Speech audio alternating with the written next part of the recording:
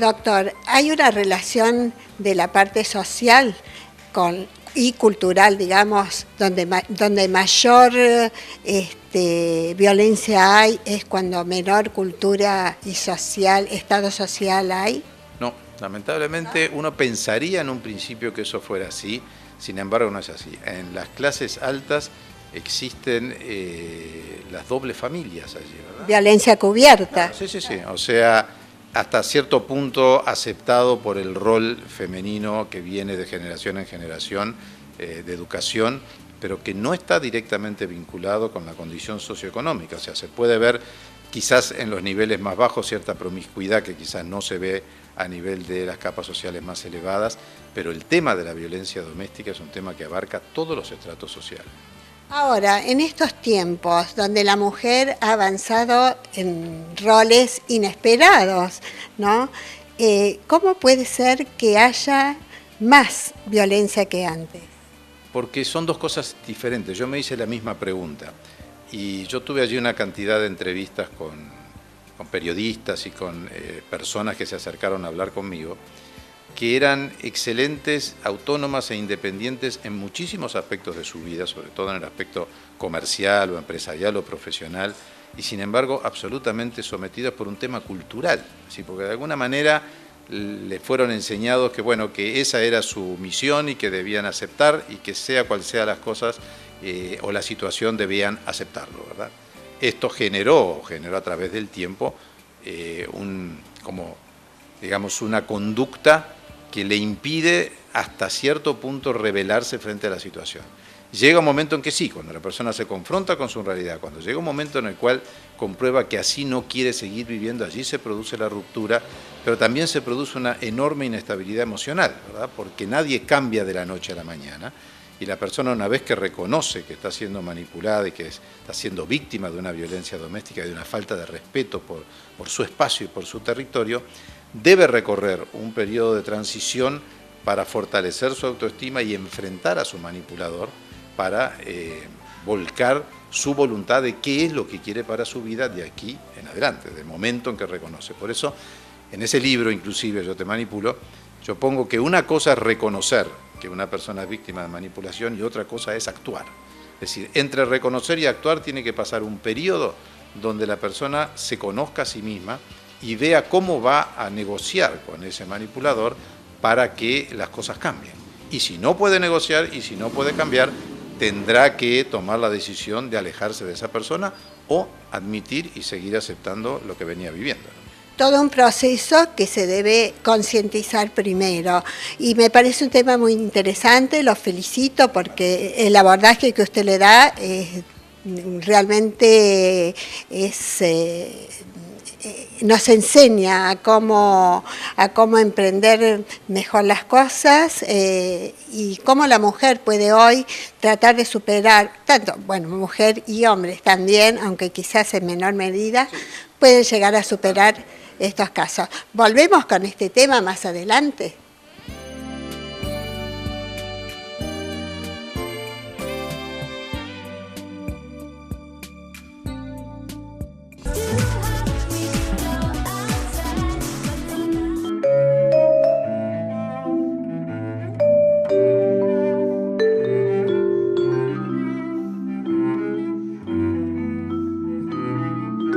Soy campeón del mundo de un juego que nadie conoce todavía, el panajedrez.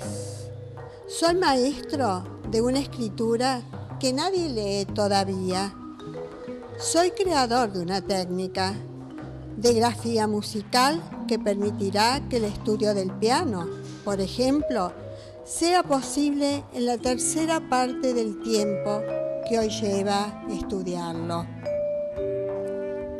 Soy el creador de 12 técnicas pictóricas, algunas de índole surrealista y otras que llevan el lienzo al mundo sensorial emocional que produce una suite chopiniana. Soy el creador de una lengua que reclama el mundo de Latinoamérica, Sul Solar. Bienvenidos al Museo de Sur Solar. Y ahora voy a tener el gusto de presentar aquí en Mundo Glam a la directora de Cultura y de Prensa, la señora Teresa Tessin. Este es el Museo Jules Solar, pertenece a un solo pintor, que es Oscar Agustín Alejandro Jules Solar y todo eso. Es un museo monográfico, o sea, solamente dedicado a él y a su obra. Nosotros lo que hacemos es difundir la obra de él. Tenemos 86 obras de Jules Solar que él dejó en vida para formar y para crear este museo, y bueno, y acá lo ven.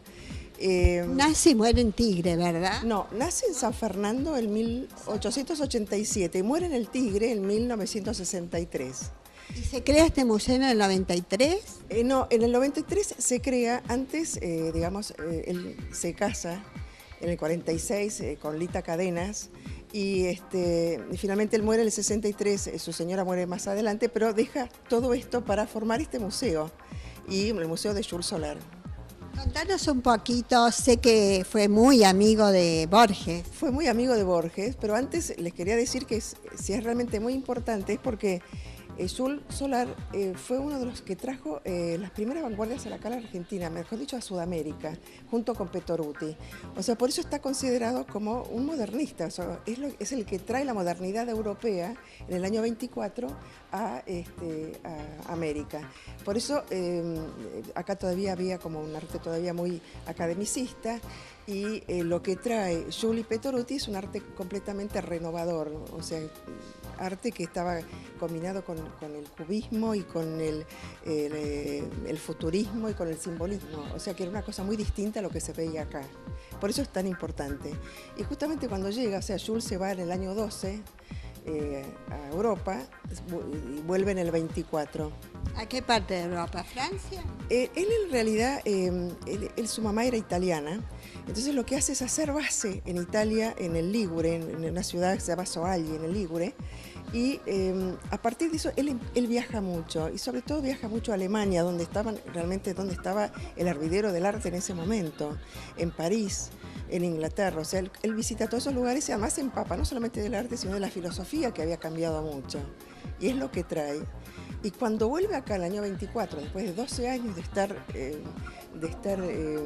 empapándose de lo que era cultura en Europa, que era absolutamente distinta a lo que era eso. Piensen que además estaba en ese momento, había pasado la Primera Guerra Mundial, o sea que estaban viviendo una época muy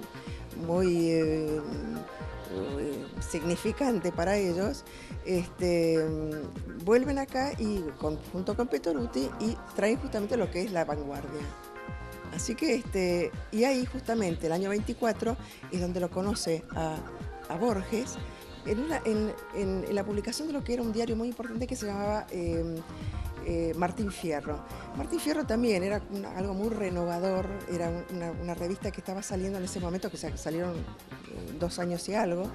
Y bueno, uno de los que escribía era Jules Solar, estaba, por supuesto, había todos los jóvenes enfervorecidos con esta nueva cultura, esta nueva cosa, estaban en esta publicación. Y ahí se conoce con Jorge Luis Borges, lo cual es una amistad muy grande que dura finalmente hasta que muere, ¿no? Borges es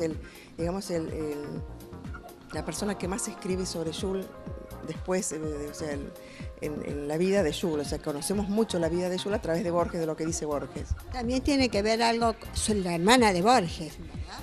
También tiene que ver, sí, por supuesto, se conocían acá en el museo. Tenemos todo lo que es el archivo de Jules, al cual se mantiene prácticamente todo. Gracias a Dios la madre de Jules guardó todo y su esposa también, o sea que tenemos desde las cartas hasta las invitaciones más pequeñas de todas estas personalidades que vivían ahí. Y bueno, y justamente también la de Nora Borges, también tenemos firmas y tenemos cartas y tarjetas de invitación. Qué interesante, por favor.